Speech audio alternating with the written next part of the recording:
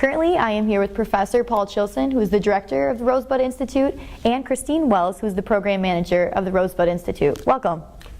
Thank you. Thanks, Ellen. So we're going to begin. When I was reading over your mission statement, I noticed that the main reason for the Rosebud Institute was for motion media literacy. And I was just wondering if you guys wouldn't mind expanding on what that means for the viewers. Well, and we've actually gone to a broader definition of something that we really would call screen literacy, literacy of things that are by and of the screen. And I think that's an important distinction because when I first conceived of the Rosebud Institute, I thought of it in terms of a lot of motion media literacy and motion media cinema type things. But then when I met Christine, it quickly became apparent that there was a much larger part of that, and that is just screen literacy in general. And we can talk more about that, but it's a broader definition. Motion media literacy is literacy about the things that are moving, for lack of a better phrase, moving images, meaning movies, television, commercials, all those kinds of things. And they have a language unto themselves, and that's one of the things that we're trying to get a handle on and to learn how to teach at a very basic level. And this has never been done before. This is the nation's only institute that does that. We are the only ones who are doing it in a fashion that is done in this sort of way. There are others doing things called digital storytelling, but they don't put the language of motion media first. The mission of the Rosebud Institute, and Christine can sort of balance this as well from the screen literacy side of it, but the overall mission is to get people to understand that that we relate to the screen in a different way. We live in a world of spoken media, written media, and motion media or screen media.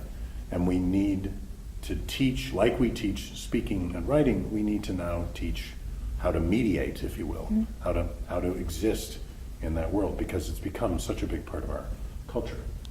And more than just understanding, what we see and how what we see is informed by media, informed by the entertainment industry. We want to teach our students of every age to not only understand those things, but understand through creating some of their own original work, which is a lot. It's a further step than digital storytelling, like Paul was saying. That takes a lot of things that are already created and out there. This, we want our students to get behind a camera and understand how to make meaning with a video camera, or even writing for their own e-portfolio site, things like that. So it's in a much broader sense. Right, and getting behind the camera doesn't necessarily mean getting behind the camera that's shooting us now. It also can mean getting behind the creation of things that present themselves uniquely on the screen, and that's a big thing of why we gravitate to something like screen literacy and screen media. And how did this begin? Like, how did you guys collaborate together to come together and decide to initiate this? Well, we were, 6 or 7 years ago, I thought about the Rosebud Institute. I was a little bit taken aback when I started teaching here at Carthage. I was a little bit taken aback by the lack of understanding that students had about how to deconstruct things that were happening on the screen, mostly movies, because that was my area of expertise. So I started to think there's got to be a better way. We have to start to teach them earlier, because this is becoming a really important way how we communicate. So I wrote some ideas about how I would do it and came up with a plan to maybe put something called the Rosebud Institute together. And then it sat fallow, if you will, for a few years. And then I eventually met Christine through the education department. And with her involvement, it changed to a degree. Like I had said, it came more about screen literacy because of her talents, which I'll let her talk about, and her background. But coming from a filmmaker background, it really was about that sort of screen literacy for me. And when I met Christine, it really became modified to something that I think is really unique and uniquely important now. So, and I think you can talk a little bit about how we got how we got started. But when Christine came in, we really things really started to move Right. I came on as a graduate assistant, actually, finishing up a creative arts and learning degree, master's degree here at Carthage. And in creating my own program, I wanted to do some things with digital media. I'm actually a music teacher during the day in Illinois, and I've been teaching for about 8 or 9 years now. And I do a lot of, I incorporate a lot of integrated technology with my students with music, but I wanted to do something that was a little bit broader, and I wanted to teach my own students how to understand, how to write for and understand and create on the screen. So one of my first projects was to pilot an e-portfolio program with 80 fifth grade students as part of my graduate assistantship and kind of getting, helping to get the Rosebud Institute going. So we've kind of, that kind of helped create a kind of a trajectory where there's a lot of crossover between motion media and the e-portfolio side of things as a means of distribution of your own silent film.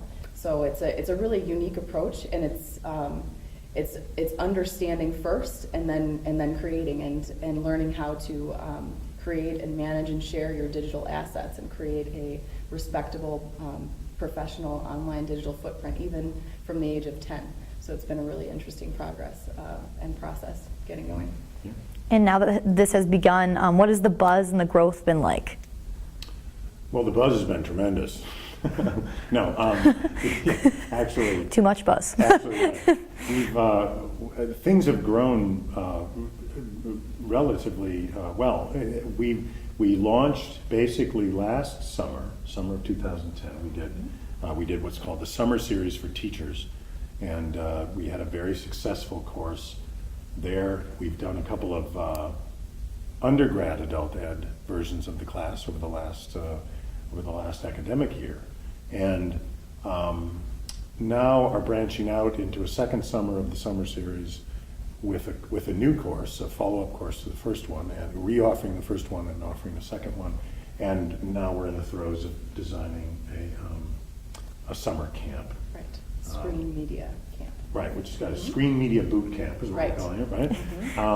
So, which is going to be targeted at young people ages 13 to 17, roughly, for this first time, and targeting, trying to get them to have a week-long camp where they can learn some of this basic stuff. Because really, this is stuff that's not happening in the schools, and I think that's one of the aspects of this that's unique.